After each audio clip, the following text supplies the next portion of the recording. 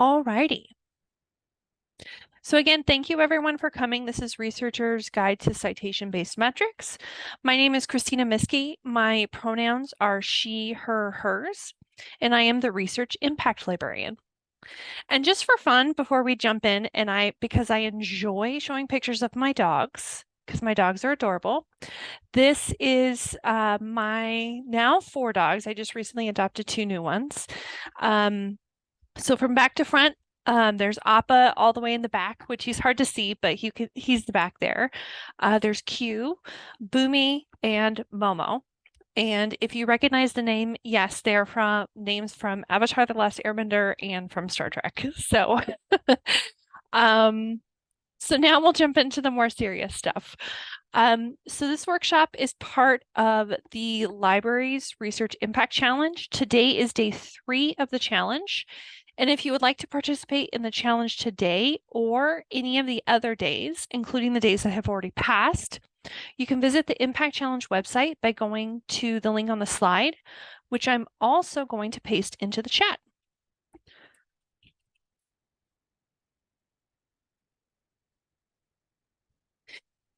There will be another workshop tomorrow, and the recordings for all past workshops, including this one, made available for the challenge on Friday. If you want to be entered to win the prize package, you must register your participation in the challenge by 5 p.m. on Friday of this week. And so now I'm going to go over our learning objectives. So by the end of today's workshop, you will be able to understand the basics of commonly used citation-based metrics, learn about the responsible use of metrics, determine which metrics might be most applicable to you in your individual work, and be able to utilize resources available for locating, using, and evaluating those metrics. So before I dive into the rest of the workshop, I do want to start with some quick questions so I can gauge who is here today and kind of get some more information so that can help me as I move forward. So you can join this poll by going to the website slido.com and typing in the hashtag 1681064, or you can use your phone and the QR code on the screen. And I'll give it a second. And then my first question, what is your subject area? Or if we have students here, what is your major?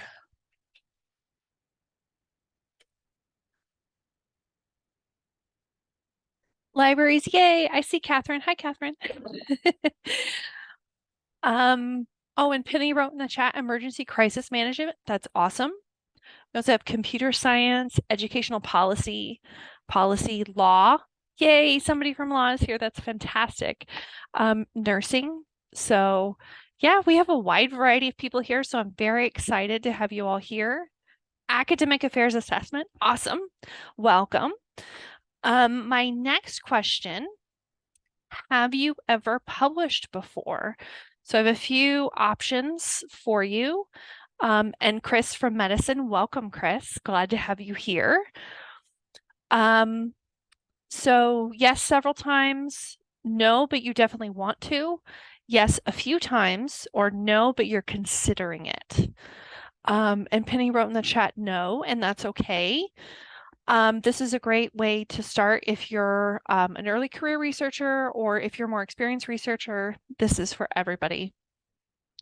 So it looks like the most popular answer is yes, several times, which fantastic. Love to have folks from all different areas and career levels. And Chris wrote yes, a few in the chat too. And then my last question, why are you interested in learning about metrics? This is more just for my own because I'm curious to see why folks were interested in this workshop. It'll help me so that if I know to have more like this in the future.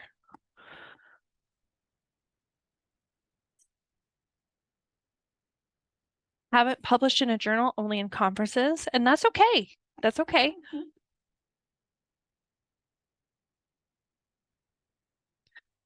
Yes, to help with tenure and promotion, that's definitely important. For good or for ill, metrics are a big part of our academic publishing cycle. Awesome.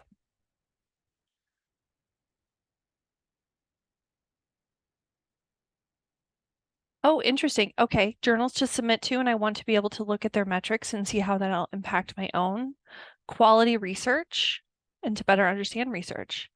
Awesome. These are all fantastic answers. And so I think this workshop is definitely going to help all of you.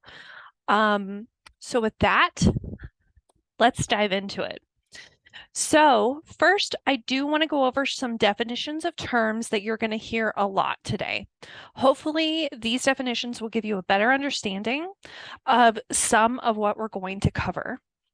Because each section will have a lot of information in it, I'm going to pause briefly at the end of each section before moving on to see if anyone has any questions. There's also should be time at the end for additional questions. So first, let's begin with defining what research impact or impact is. So impact is the effect that research has in the field, in academia, and beyond that.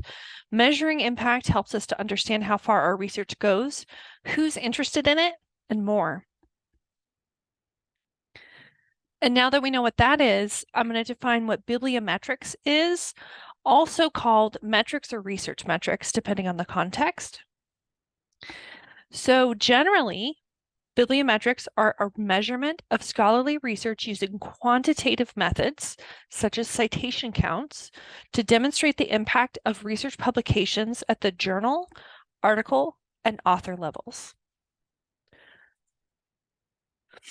And then some other terms that are really important that you're going to hear throughout this workshop. Citation-based metrics. This was in the title of the workshop, and this is going to be talked about a lot today. So citation-based metrics are numerical indicators that measure the productivity and citation impact of a researcher, journal, or article. Research evaluation assessment. This is used to appraise the value and significance of a particular researcher, department, unit, or subject area. Research productivity. This is the number of publications per researcher or department or unit over a specific period of time. And then finally, high impact. So generally based on the impact factor, which I'll talk more about later, these journals are considered highly influential, popular, and highly cited. So now that we have some of our terms defined, let's take a look at the recent broad history of how bibliometrics have evolved into their current state in academia. Metrics, of course, existed before this chunk of time, but I want to focus on this brief snapshot. So in 2002 and then in 2004, the first widely used citation databases became available online. These databases allowed librarians, institutions, and researchers to start searching for citations of publications online in what are now commonly used databases such as Web of Science, Scopus, and Google Scholar. In 2005, the H index was proposed by George Hirsch and began to be used to track individual author citation impact. And in 2007, other tools to monitor research productivity and author impact were introduced for institutions to use and are often used to help with hiring, firing, tenure and promotion, and funding decisions.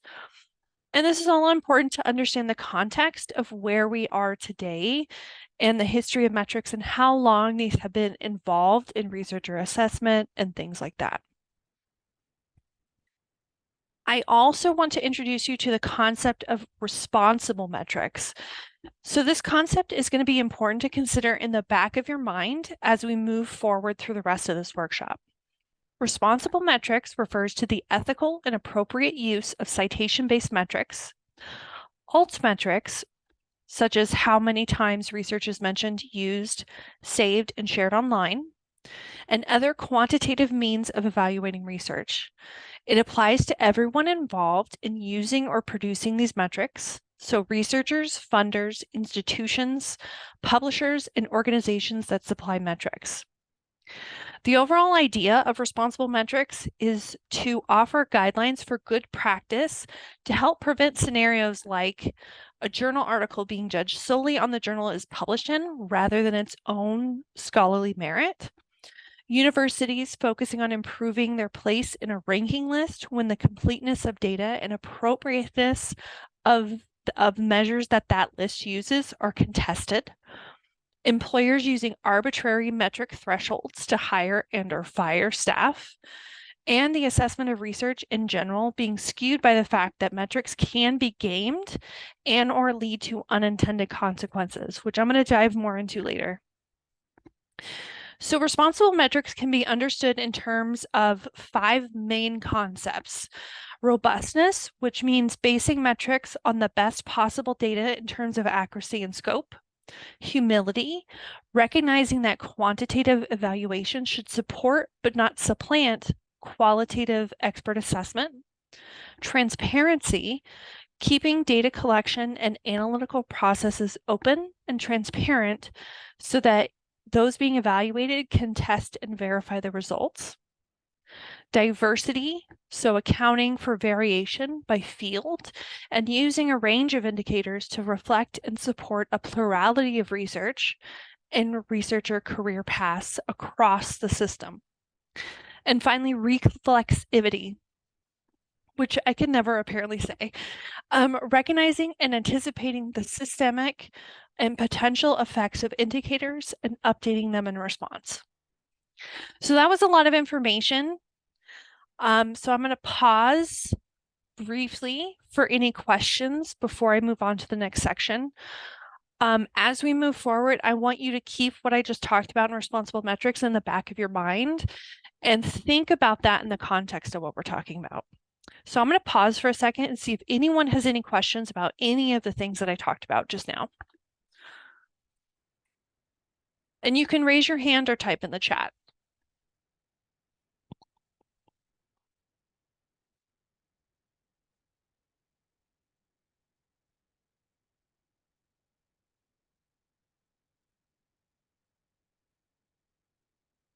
Okay. So now that we've covered some definitions, we're all on the same page regarding terms and concepts. Let's begin with the basics of citation-based metrics, which is the primary focus for today. So citation-based metrics, as I defined for you earlier, are metrics based on citation counts. Typically, they are used when a measurement beyond a simple citation count is needed. So some examples of how these metrics are used include selecting a journal for publication of your research and or showcasing where your research has been published, showing your individual author impact over time, evaluating productivity of faculty members, evaluating the prestige of your institution, department, or college in comparison to others.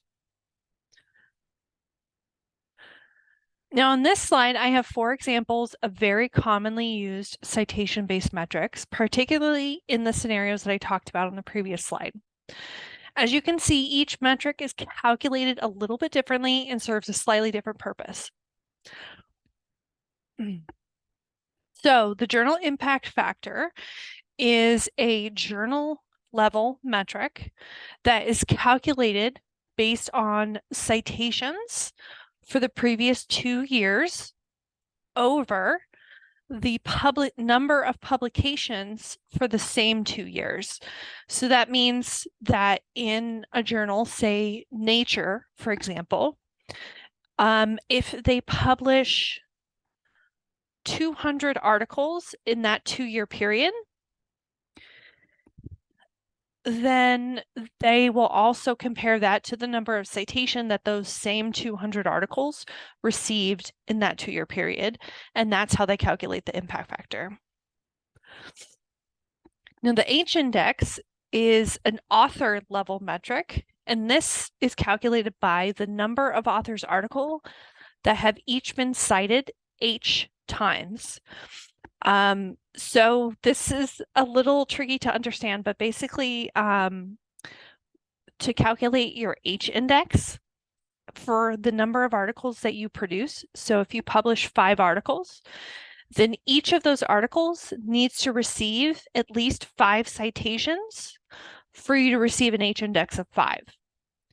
If, say, 2 of those articles receive 2 citations, then you'll get an H index of 2 instead of 5. So that's important to keep in mind as well. Cite score, which is a similar type of metric to the journal impact factor. The difference is cite score is over a 4-year period instead of a 2-year period, and cite score is run by the Scopus database, whereas journal impact factor is by Web of Science. Then we have the Egan factor, which is citations versus publications in a journal over 5 years. So this is similar to the journal impact factor and the cite score metric, but this is over 5 years. Egan factor also tries to adjust their calculations based on discipline instead of just in general. And high impact factor journals, so journals that have a high journal impact factor, are weighted more heavily than other journals, which is important to think about. And I see in the chat, Yasmin asks if we can repeat the H index calculation. So I can definitely do that. I do have an example of that later in this, but basically, if you have 5 articles published, so if you publish 5 articles, and 3 of those articles have 1 citation, then you will not have an H index. If you publish those 5 articles and all 5 of them receive at least 5 citations, then you'll have an H index of 5. If 2 of those articles get cited, they have to be cited at least 2 times for you to receive an H index of 2. So it really depends. So it's basically proportional. Citations and articles, they have to be the same amount of citations for the same amount of articles to get a score. So I hope that helps. I do have a visual example later because I know it's a little tricky to explain verbally. So now let's take a look at where you can find the metrics that I reviewed on the previous slide. So first, I'm going to go over journal citation reports, which has the journal impact factor. And you should now be seeing a different screen and not my slides. And I want to make sure that you can see that. Cool. Okay, thank you so much. So this is journal citation reports, which UNLV subscribes to. So as long as you're affiliated with UNLV, then you will have access to this. And this is run by Clarivate, which is the owner for Web of Science. So in order to look at journal impact factor, you can look at the different, so I just clicked on journals. This is just a general list of journals. And you can see here in this 6th column, 2022 JIF. So JIF is an abbreviation for journal impact factor. And you can see the top journal happens to be in the engineering discipline and has an impact factor of 13.1. So that means over the past 2 years, the number of the score is calculated based on the impact of articles published in 2022 and 2021. So you can see this journal received over 73,000 citations. If we filter this very briefly and look at another subject, so for example, let's use nursing, since we have a nursing person Let's filter by nursing.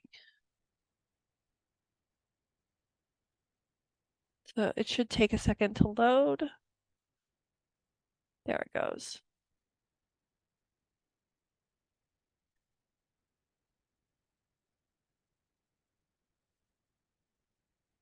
Oh, no, I lied. I forgot there's an applied button. Apply.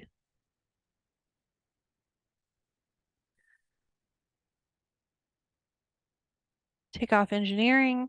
And now we're looking at nursing journals.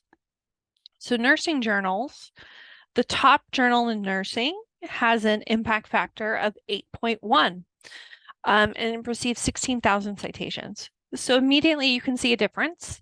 Depending on the subject area, the high impact factor for something like nursing or social sciences is going to be different than something like medicine or engineering because it just depends on that specific field. Now I'm going to show you a site score, which you can find through the Scopus database. So this is Scopus, which UNLV also subscribes to. So as long as you have you're affiliated with UNLV, you can have access to this. So site score is pretty similar to the journal impact factor, except you'll see that their calculation looks a lot different.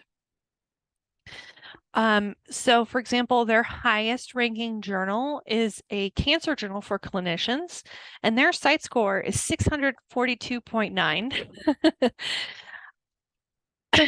And this journal received over 69,000 citations. So you can see that the numbers and the calculation is a little bit different. And Evelyn, I see your question. Does affiliate with UNLV include alumni? For access to databases like this, it generally does not, unless you have a special type of access, like a professor emeritus or something. Alumni usually don't have access to these. And so you can do the same thing with this that you could do with a journal impact factor, where you can filter by journal, you can filter by different quartiles. You can also display open access citations and try to filter by subject area. So you can search for a specific subject here and find it here. Now let's look at the H index.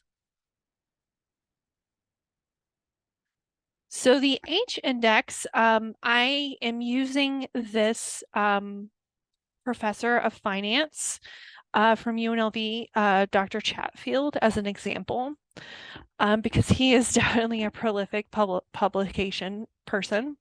But if you look on your Google Scholar profile, you can see the H index is calculated here, and he has an H index of 12. He has over 805 citations. So you can see that calculated right here. So in 2023, he's received 26 citations. His overall H index is 12. So that means for 12 publications, he has at least 12 citations. And so you can see a little bit of a discrepancy there, which I'll go into more later if you're curious. And then finally, eigenfactor. So eigenfactor is also a journal level metric. And for this, you actually have to do a search by any one of these categories. So you can do journal name, you could do publisher, you could do the subject category. So if I want to do something in, say, cardiac and cardiovascular systems, then I can look at the journal circulation, and I can see the eigenfactor score is 0.269. So you can see the differences between these three things. They're calculated over different periods of time using slightly different measurements. So each one is shown a little bit differently than the other ones are. And that's why this is so complicated. So that's how you can find all the different metrics. Google Scholar and Eigenfactor are both free to access sites. So you can access these regardless of what you're affiliated with, or if you're an alumni or anything like that. So now I'm going to pause because that was a lot and see if there's any other questions regarding journal impact factor, site score, H-index, or eigenfactor.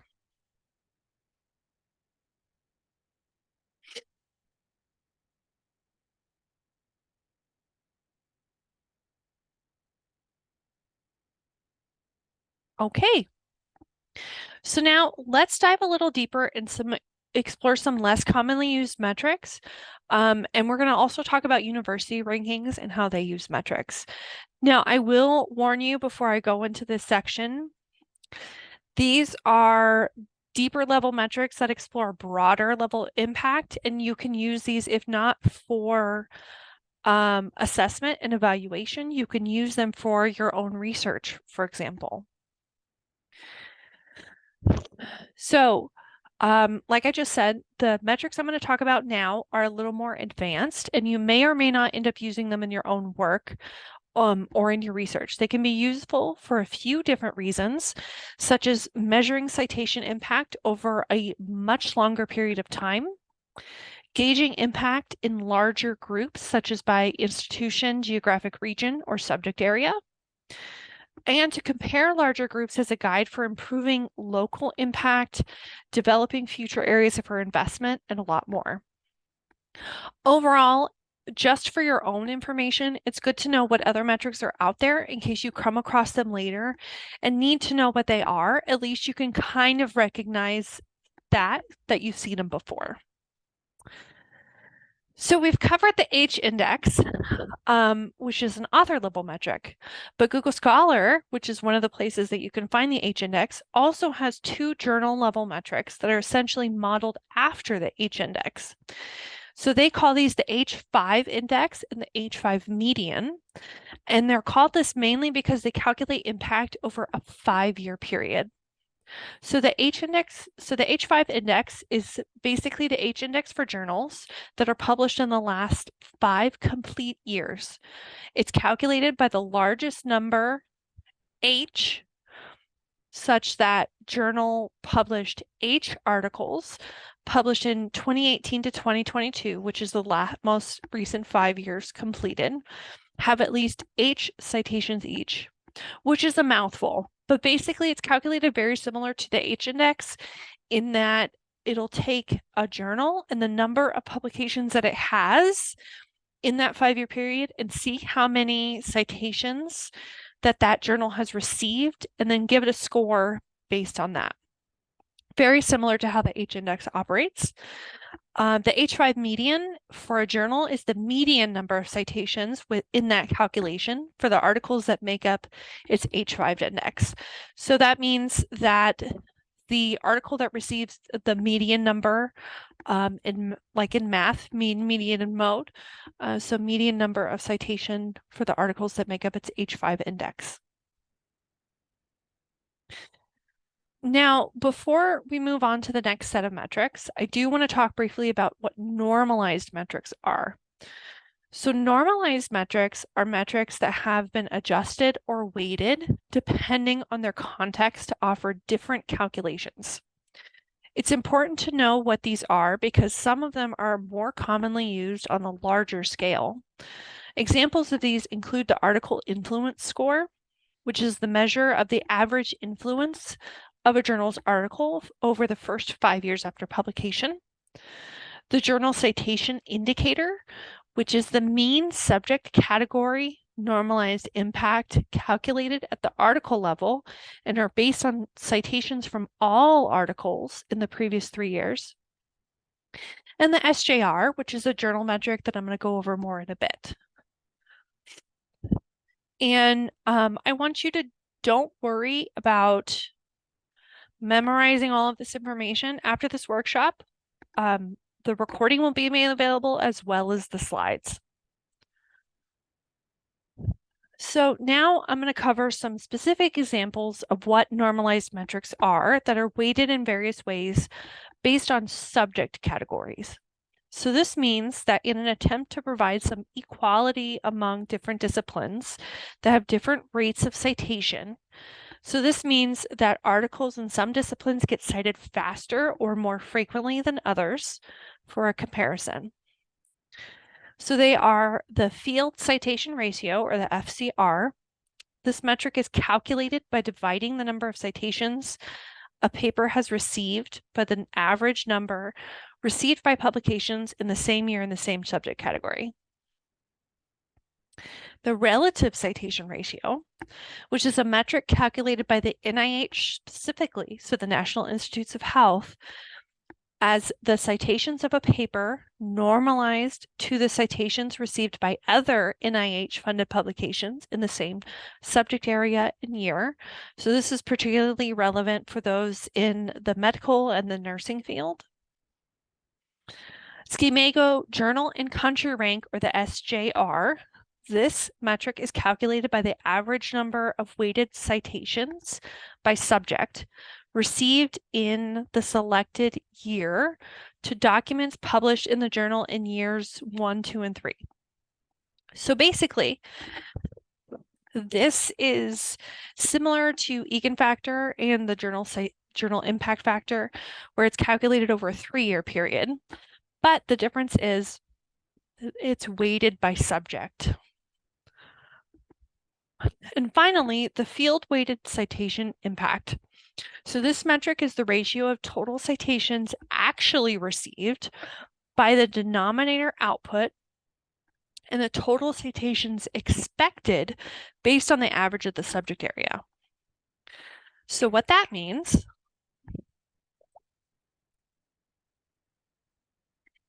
is that given the subject area of a journal, there might be an expectation that the journal should receive a certain number of citations for the articles that it publishes.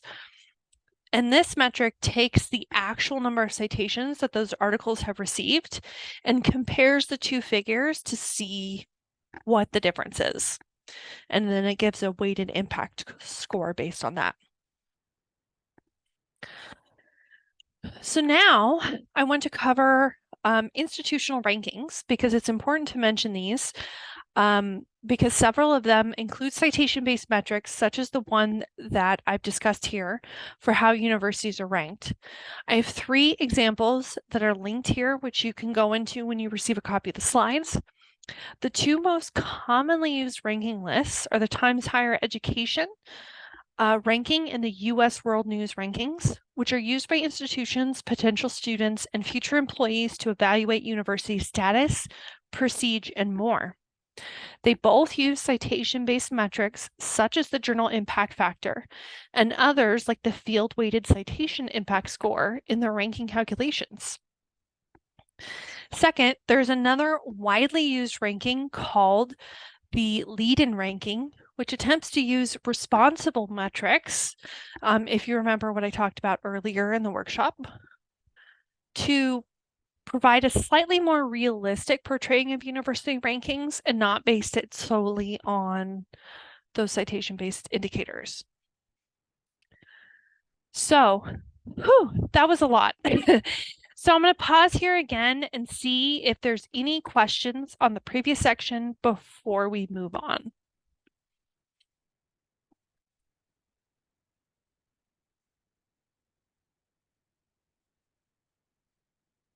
Okay. So this next section is going to ask you to think critically about all of the things that we talked about so far and to pick them apart using that responsible metrics lens that I asked you to think about in the back of your head in the very beginning of the workshop.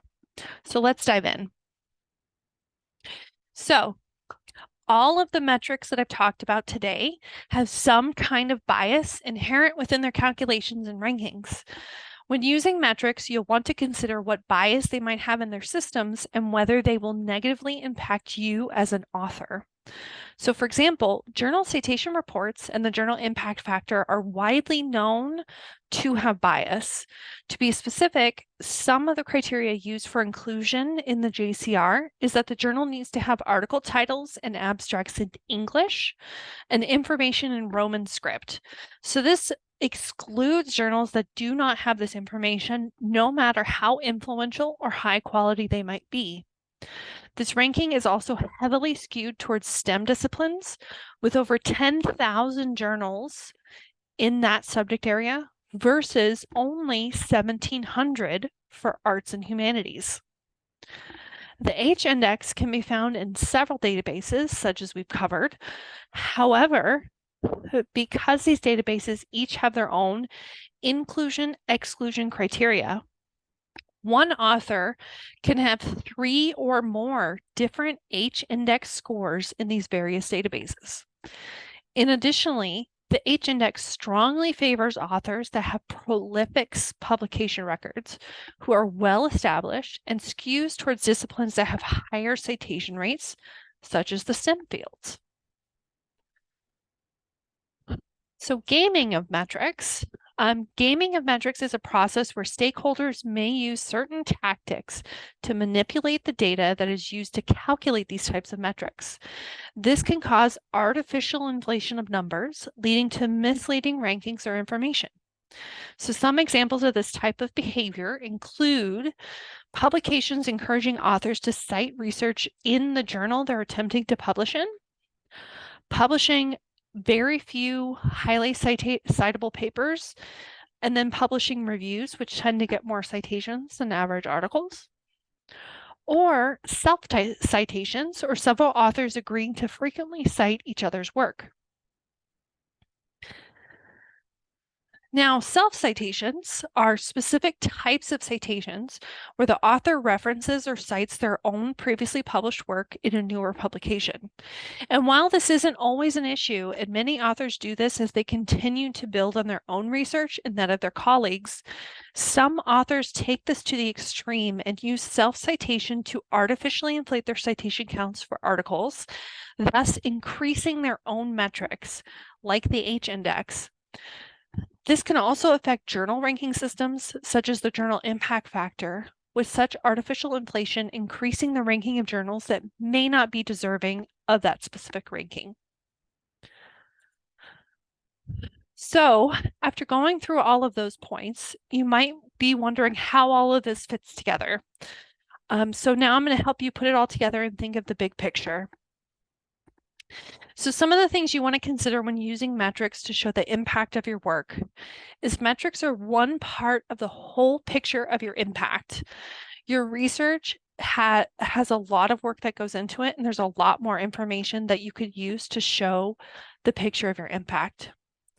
Some citation-based metrics, such as the general impact factor, were not originally intended to be used how they are currently. So the journal impact factor specifically was originally used by libraries to select and deselect journals for inclusion in their subscriptions. So it was not originally used to indicate impact, and it's debatable whether it indicates high quality. Most of these types of metrics are not very inclusive. They're skewed heavily towards STEM disciplines, long-established journals, and publications in the English language. Highly cited does not necessarily mean high quality. So like I just explained with self-citations and gaming, just because something is highly cited doesn't necessarily mean it's a high quality publication or that it's a high quality journal. And I'm going to show you a couple real world examples now that really illustrate that fact. So this is an example of a very highly cited paper that is not high quality. So this journal, which Chris, since you're in the medical field, you might recognize the title. This is a very famous article, which you may or may not have heard of, which is now retracted. But this is an article that the famous article by Dr. Wakefield, who I believe is no longer actually considered a doctor. His license was revoked. But this is equating autism with vaccines. So obviously this is a very famous paper that many of us may or may not have heard of. And if you look at the metrics for this specific article, you will see that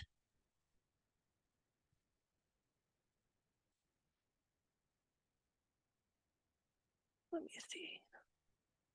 Where did it go? Here it is.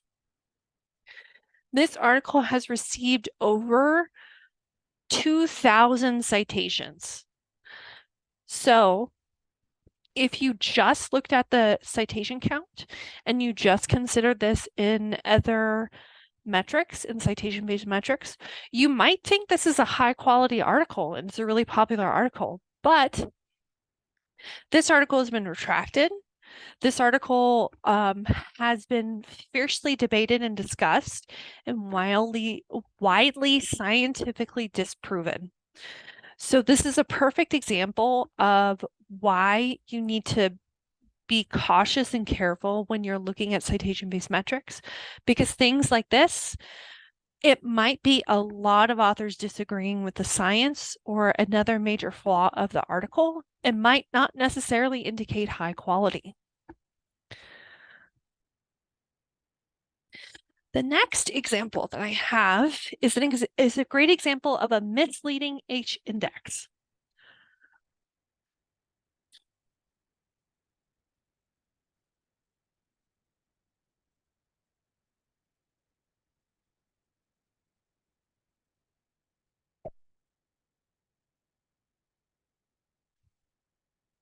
So this is an example of an author who works at the National Museums of Scotland. And he works for the Department of Science and Technology, and he has published over 30 publications. Now, he's been cited over 100 times and in 98 different articles. But because of how the H-index is calculated, he only has an H-index of 6. So this means that despite the high number of citations that he received in his specific narrow field of research, which is science and technology in museums, which is a very narrow field, he only has a level 6 score of H-index. So you can see that there's definitely a discrepancy between the total number of publications he has versus the number of citations. Because if you just look at this information, you can see he's only published 30 articles, which is a lot of articles.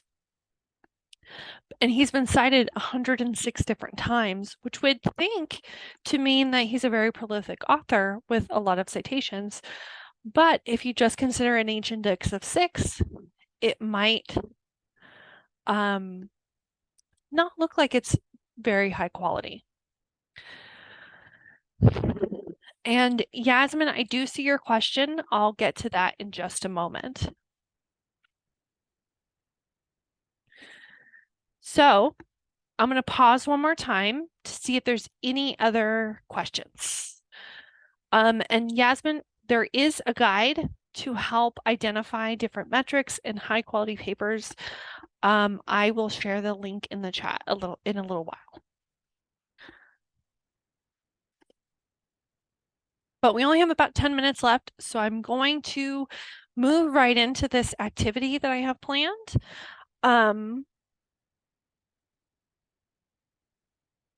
Do I have a list of what is considered a high metric based on the field? So no, I don't have a list of that because it changes all the time depending on the year, because many of these metrics are calculated year over year over year, and they can change over time. So it's important to just look at the metric in comparison with others in the field so you can see which is higher or lower depending on the situation. Okay, so let's dive into the activity.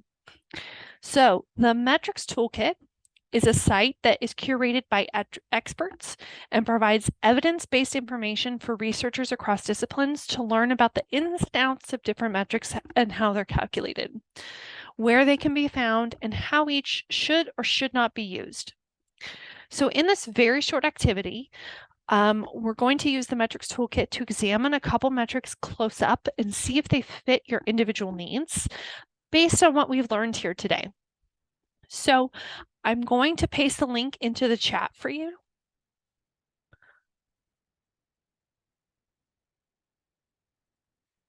And then I want you to open it in a new window or a tab and click the Browse button at the top right. So you'll see Browse Metrics up here at the top right. And then I want you to explore a couple of the metrics listed for just a couple of minutes. And then we're going to have a short chat. So I'm going to pause here and give you a couple moments to browse, and then we'll come back together.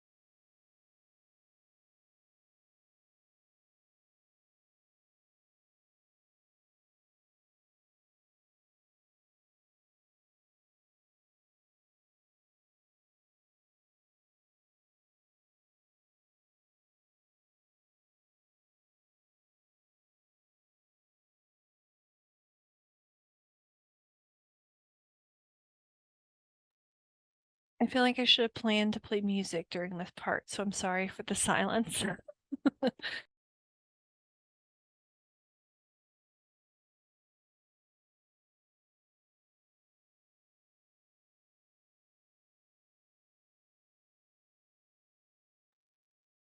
I'll give you about another minute or so.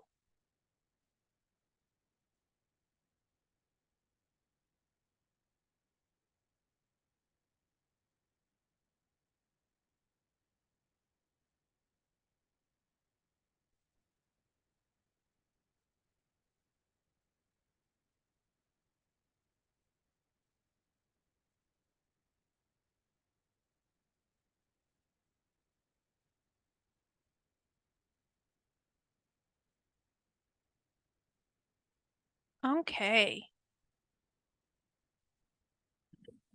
So now might be the part that some people might dread, which is a very brief discussion. So I have a couple questions to get us started. We only have 6 minutes left in the workshop, so I want to respect everyone's time. So I'll probably just start with the first one. What metric did you look up, and what did you notice when you read more about it? So if you wouldn't mind raising your hand or typing into the chat, we can have a chat.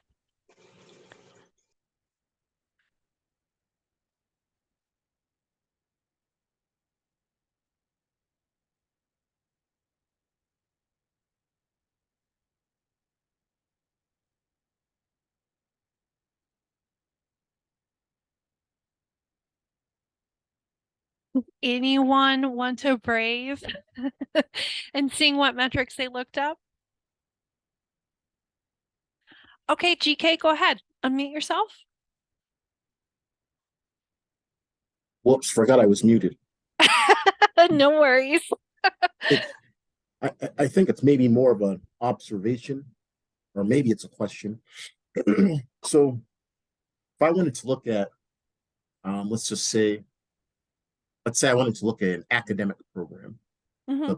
here at UNLV, whatever that, insert academic program, is it appropriate to look at the H index of that program just to understand kind of the, I guess the productivity in a limited sense of that program? Well, I would say that if you're looking exclusively at productivity, you could look at the H index, but I would also throw it back on you a little bit. And given what we learned today, do you think the H index would be a really accurate indicator of productivity, depending on the No, subject area? no, no, and I acknowledge those limitations. Um, Mhm. but, but I guess more so what I was asking or observing is there is there something that's appropriate to look at, a program level?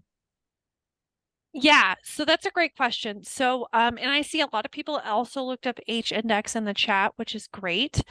Um, and a few other quirky types of metrics, which is really cool.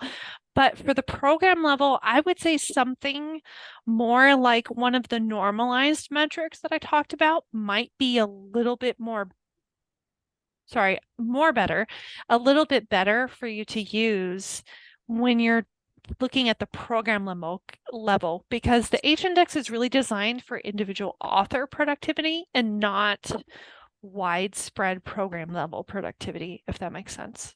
Yes. Yeah, because you could have one very prolific offer that could throw off the H index if you just added them all together. Or you can have like two or three very highly cited authors and some generally good performers, but not super highly cited. And it would be skewed by those very superstar people. Mhm. Okay. Yeah. So I see a lot of really great things. Policy mentions, GitHub.